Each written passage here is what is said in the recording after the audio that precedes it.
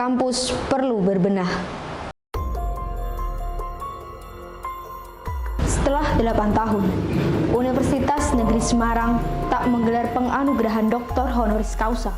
Di masa kepemimpinan Rektor Fatur Rahman, UNES bermanuver memberikan gelar doktor kehormatan kepada tokoh agama, politikus, dan bahkan mantan narapidana kasus korupsi dalam waktu berdekatan.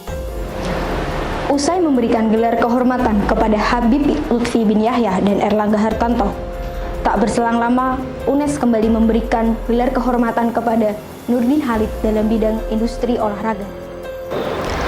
Hal ini langsung menjadi sorotan publik, mengingat rekam jejak Nurdin Halid yang coreng-moreng. Tidak salah jika banyak pihak yang turut mempertanyakan dasar pemberian gelar kehormatan kepada mantan ketua PSSI dan mantan narapidana korupsi Bulog itu.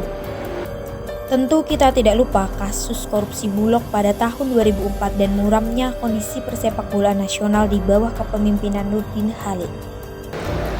Adanya fenomena pemberian gelar secara serampangan patut kita pertanyakan. Pasalnya, pemberian gelar tersebut seharusnya diberikan kepada seseorang yang memiliki kontribusi nyata terhadap pengembangan keilmuan, kemanusiaan, dan memiliki citra yang baik, bukan tujuan lain yang syarat akan kepentingan tertentu.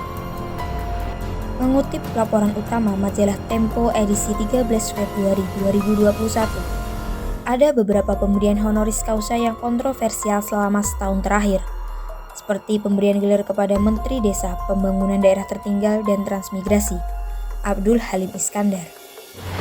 Pemberian gelar ini ditengarai adanya kepentingan Sutrisna Wibawa yang saat itu masih menjabat sebagai Rektor UNY dan dinilai sedang berancang-ancang dalam pemilihan Bupati Gunung Kidul.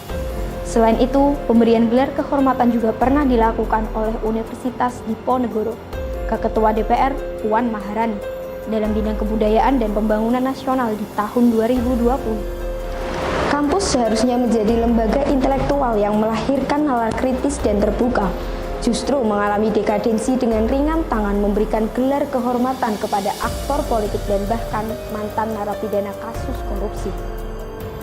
Hal ini patut dicurigai adanya transaksi yang syarat akan kepentingan ekonomi politik. Pemberian gelar doktor kehormatan kepada seseorang yang belum terbukti memberikan dampak positif bagi masyarakat luas menunjukkan bahwa kampus secara banal melecehkan dirinya sendiri sebagai institusi akademik.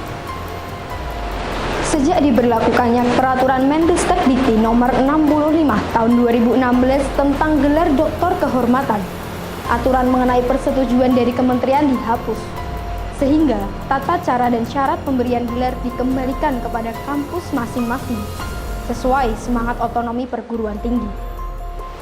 Celah ini kemudian memberikan kesempatan bagi sejumlah pihak tertentu yang memanfaatkan otonomi kampus guna memberikan gelar kehormatan kepada pihak-pihak tertentu. Aturan pemberian gelar juga diatur melalui Peraturan Rektor Universitas Negeri Semarang Nomor 21 Tahun 2018 tentang pedoman pemberian gelar doktor kehormatan. Dalam pasal 3 poin B dan C yang mengatur persyaratan dasar, disebutkan bahwa calon penerima gelar kehormatan harus memiliki kepribadian dan citra publik yang baik dan memiliki moral, etika, dan kepribadian yang baik. Melihat dua poin tersebut, jelas Nurdin Halid tidak memenuhi persyaratan dasar yang wajib dipenuhi oleh calon penerima gelar kehormatan sesuai dengan pasal 1.7.